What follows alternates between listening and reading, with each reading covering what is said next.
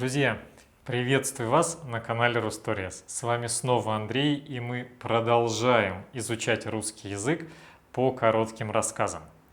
Сегодня я прочитаю вам рассказ про знаменитого французского художника Эльдара Дега. Как всегда напоминаю, что во время моего рассказа справа на экране появится его текст на русском языке, а в субтитрах YouTube можно включить перевод на английский и другие языки. Итак, поехали.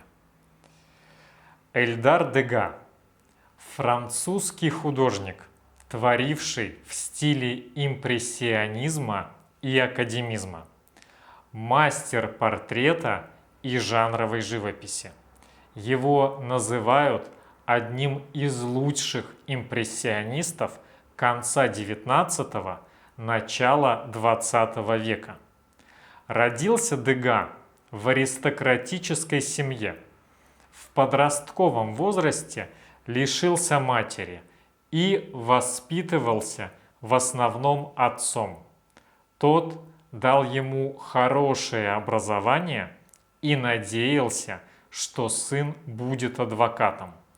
Но живопись привлекала молодого человека куда больше. Поэтому отцу Дега пришлось смириться с выбором сына. Дега вообще все делал по своему разумению, не особенно согласовываясь с мнением окружающих.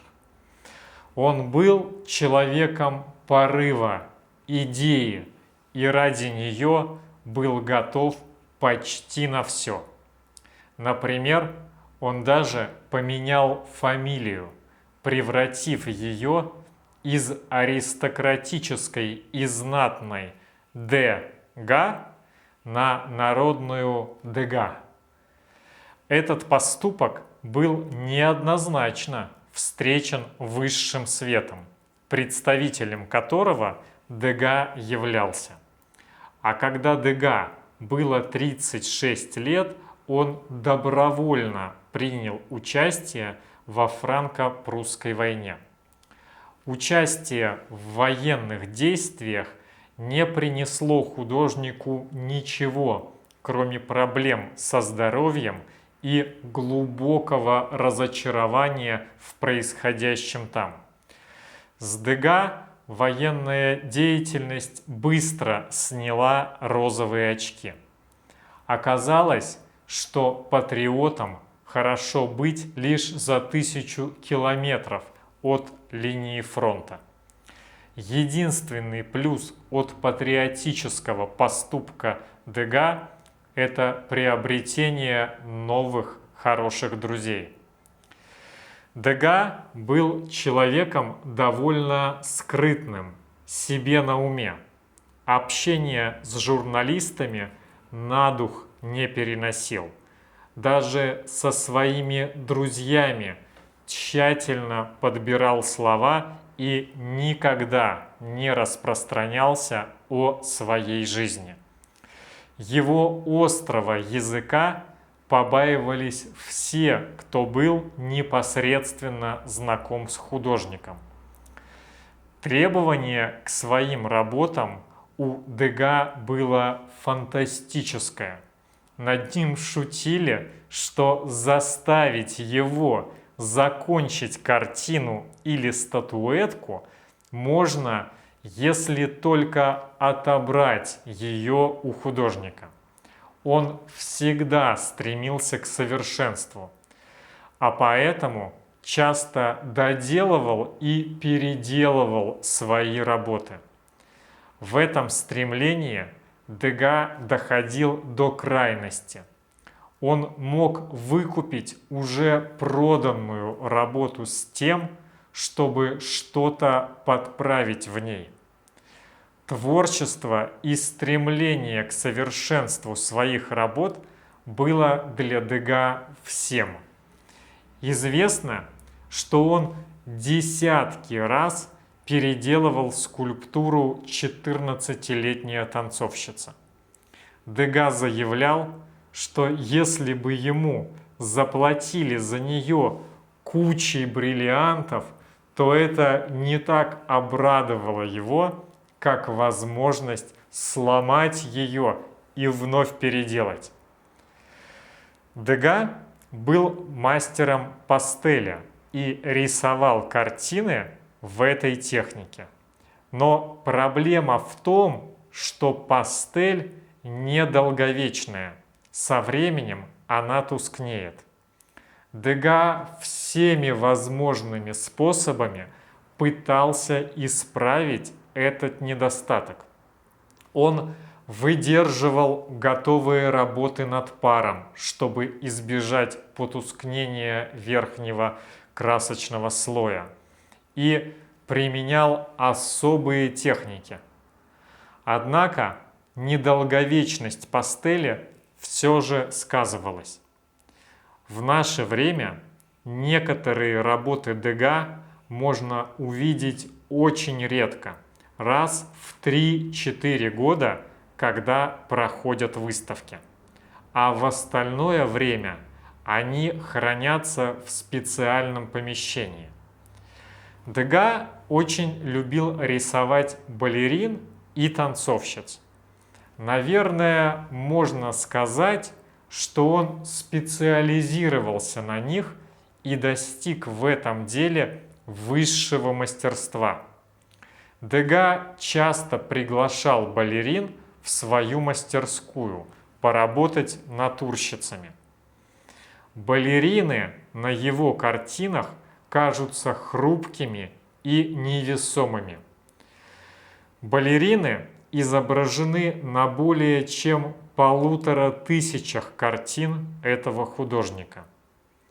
Балет был настоящей страстью Дега. В течение 20 лет он постоянно покупал абонементы в театр, садился в ложу и делал эскизы танцующих балерин. Но этого Дега было мало. 15 лет он уговаривал руководителя Парижского театра наконец разрешить ему писать балерин во время репетиций и за кулисами. Дега не любил естественное освещение. Возможно, он так интуитивно берег свои глаза от солнечного света. Зато в помещениях все оттенки света переданы филигранно. Дега путешествовал крайне мало для человека со средствами и возможностями. Если другие художники в поисках вдохновения и сюжетов для своих картин колесили по всей Европе, то Дега был классическим затворником. Его жизнь проходила между работой в мастерской, посещением балета и встреч с друзьями в каком-нибудь парижском кабачке. С друзьями и близкими он, наконец, мог быть самим собой. Маска холодной отстраненности в его поведении пропадала, и он проявлял себя как отличный актер-рассказчик, умеющий мастерски рассказывать всевозможные истории о парижском высшем свете, над представителями которого он откровенно насмехался.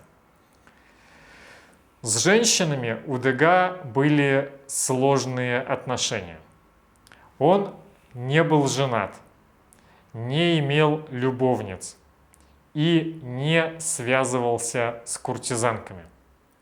В его мастерской часто бывали натурщицы и танцовщицы, но нет никаких свидетельств, что Дега домогался их физической близости.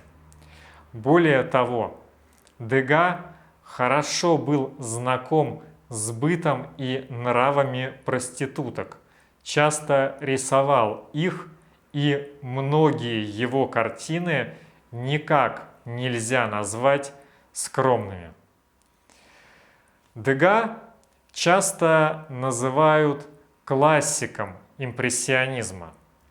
Вот только по-настоящему творить в этом жанре он стал лишь в 56 лет, то есть в 1890-х годах, когда это направление в живописи уже перестало восприниматься как революционное и новаторское. И причина перехода от академизма к импрессионизму во многом была чисто медицинская. Художник страдал от ухудшения зрения и уже не мог рисовать мелкие детали и тщательно прорисовывать свои картины, как того требовал академизм. Последние годы художника не были счастливыми. Он ослеп и тихо доживал в своей квартирке, редко встречаясь с друзьями и ничего не рисуя. Умер, когда ему исполнилось 83 года. Похороны были очень скромными, словно он не был всемирно известным художником, написавшим тысячи замечательных работ. Вот такой рассказ, друзья. Буду рад вашим отзывам и комментариям. И хочу сказать большое спасибо всем, кто уже оставил комментарии под нашими видео на канале или прислал письма на нашу электронную почту. Спасибо за ваши комментарии к нашим рассказам, слова благодарности и даже за вашу критику. Все это очень важно для нас. Оставайтесь с нами и, как всегда, спасибо, что смотрели это видео. Огромной вам удачи и пока!